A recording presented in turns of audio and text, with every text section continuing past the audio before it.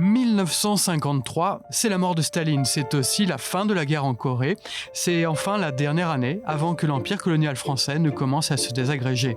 1953, un an avant la guerre d'Algérie et la défaite de Dien Bien Phu. Un moment où l'on pense encore pouvoir réformer l'empire.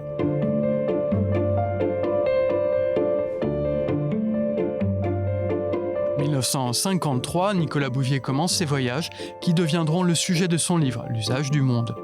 C'est aussi la date de sortie du documentaire Les statues meurent aussi, d'Alain Resnais et de Chris Marker. Alain Resnais, à qui l'on devra 2 ans plus tard le célèbre Nuit et brouillard.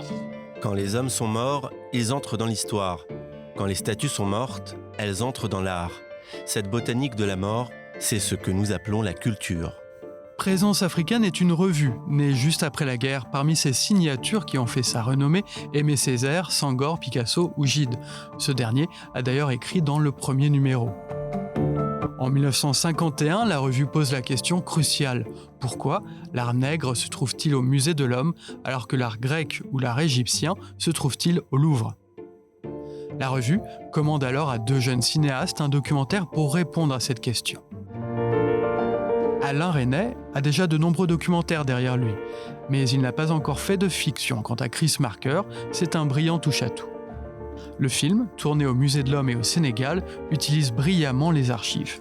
Il sera titré « Les statues meurent aussi » et sera consacré à l'art nègre.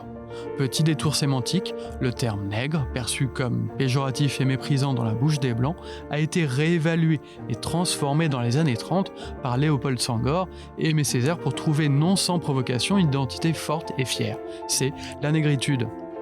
En montrant l'impossible mariage des arts européens et africains, la fabrication en masse de bibelots et de verroteries comme de drôles de retours à l'envoyeur, le film dénonce les inégalités criantes de l'empire colonial français.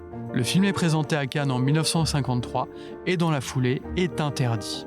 C'est que le peuple des statues est mortel. Un jour, les visages de pierre se décomposent à leur tour. Les civilisations laissent derrière elles ces traces mutilées comme les cailloux du Petit Poucet. Mais l'histoire a tout mangé. Un objet est mort quand le regard vivant qui se posait sur lui a disparu. Et quand nous aurons disparu, nos objets iront là où nous envoyons ceux des nègres, au musée. Le documentaire ne sera visible dans son intégralité qu'en 1968, bien après la révolte française et bien après l'indépendance des pays africains.